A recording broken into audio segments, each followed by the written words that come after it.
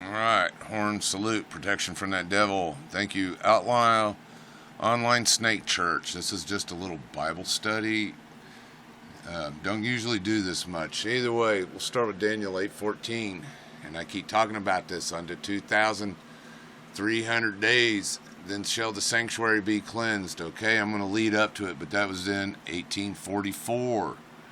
It's right there. And he said unto me, so a group called the Millerites figured out that this was a starting point. The sanctuary they thought was the earth and it was going to be cleansed by fire and Jesus was going to come back. But no, there's a heavenly sanctuary and it's being cleansed right now. And it's called the investigative judgment. There's a lot to this and I'm going to keep it pretty friggin' simple. Now, if you look at what's going on right now in our world, Michael, that is another name for Jesus, by the way, the great French, stands for that, and it'll be a time of trouble, such as never was since there was a nation to that same time. At that time, thy people shall be delivered, everyone that's written in the book. There's a book of life. Now, I've been reading a study on Revelations. There's this book, and it's got 7 seals on it. Well, that's actually a record of all the good and bad we'd ever done. A lot of it's bad. Many of them that's going to sleep in the dust and the earth shall awake, some to everlasting life, which is a resurrection, some to shame and everlasting contempt. It's that damn fire and damnation thing. See, at the time of the end, many shall run to and fro, and knowledge shall be increased. Again, I'm trying to keep this simple. So that's in Daniel 12 there. Again, we're leading up to end times now. In the book of Revelation, everything's 7, 7, 7, 7, 7 church periods, 7 time periods, 7 seals, 7, 7, 7.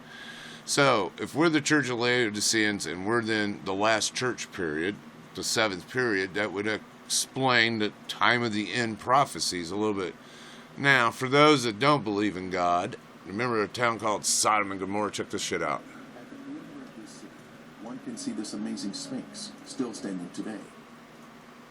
The Sphinx stands alone as a singular structure with a defined shape.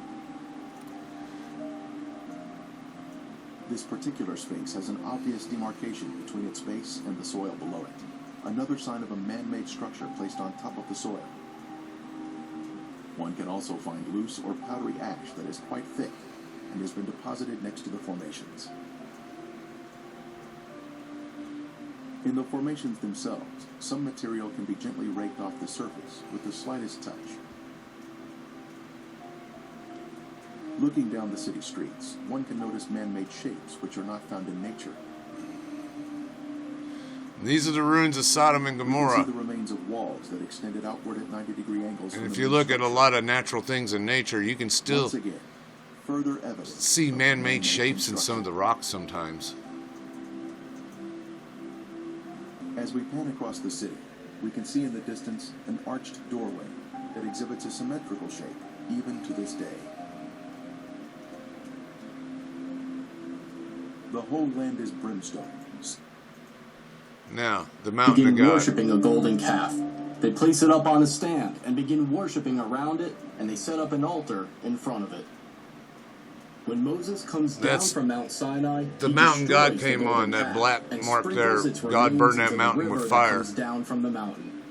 Here, in front of the mountain, we have the remains of what may have been that golden calf worship site.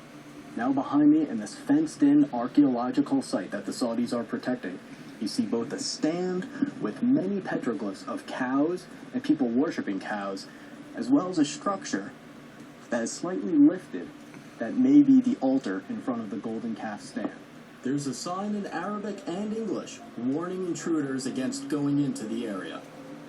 The local tradition that this is where the golden calf was is so strong. Again, if you don't believe the Bible, believe in God, you believe in a devil, you should believe in a God. But here's historical fact about a guy named Moses and some people that left Egypt. This verse indicates that there are multiple depictions of bulls. This is Egyptian worship, Apis bull worship here.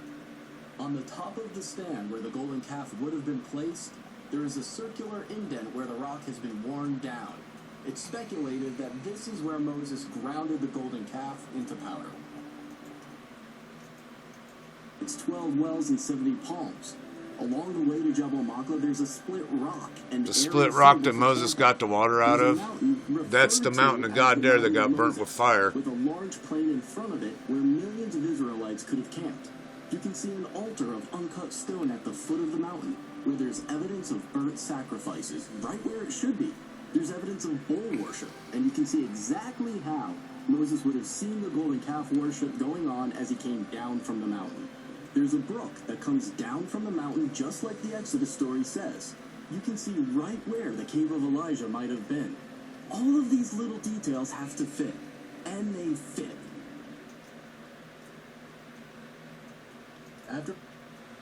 All right, so the Millerite movement of the 1840s, they read that thing in Daniel, and they did better math than me on to 2,300 days, and the sanctuary is going to be cleansed. Okay, so the last time prophecy in the Bible started here, October 22nd, 1844. That's the last time prophecy. There's no more time prophecies. Now, if the sanctuary is being cleansed, and this is like Yom Kippur, which is coming up this month in September, it's a yearly cleansing by the head priest to go into the temple and cleanse the sin. Well, the investigative judgment, the cleansing of sin, who's saved, who's lost, sooner or later this will end. And then once this ends, it's the end of human probation. Now, see this here?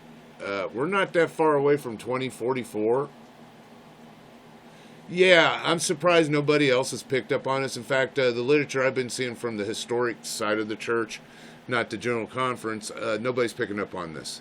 Nobody, I don't know if they just blind to it, don't have the balls to say anything, or it's just too far-fetched. But if it starts somewhere, it's got to end somewhere, and God don't work with weird numbers. So I'm thinking 2044 might be the end somewhere of human probation. I didn't say Jesus was coming back. Now, did I?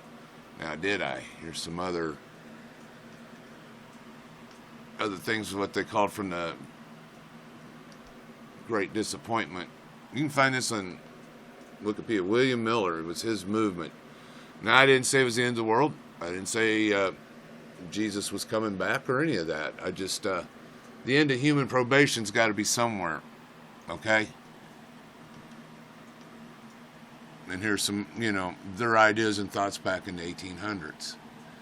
So, right here, if that's the case, if there's only, let's just say 20 years left before the end of human probation, and the way things are looking right now, that's not that far-fetched of a conclusion. After that, I don't know. I'm not saying nothing. I'm not trying to time set or scare anybody. It's just some thoughts. Rejoice, ye heavens, ye that dwell in them, but woe to us on the earth, man, because we're fucked. Because the devil, the earth and the seed of the devil has come down unto you. Yeah, woe to the inhabitants of the earth and the sea, for the devil has come down unto you having great wrath, because he knows that he has a short time to work. So, I'm doing a study on the book of Revelation. I'm just kind of going through it. My mind was kind of turned, just an easy little Bible study here. All right, let's just say 2044, the end of human probation. So whenever, and it will at some point in time stop, that means that after that day, you no longer can be saved. You're lost. Eternal damnation, the whole 9 yards. People believe what you want to believe, but right here, 2,300 days and the sanctuary be cleansed. Well, Miller found this thing. This guy here, they kind of tried to figure it out. They thought that they were going to go to heaven that day. They're going to be translated, and that earth was the sanctuary. But, yeah, and, they had to tweak it a couple times to get the right date. So, this is what I'm thinking in 2044, which ain't that far off. Let's give it 20 years. Probation's closed and time's running out and civilization is truly fucked. Have a great day. God bless you.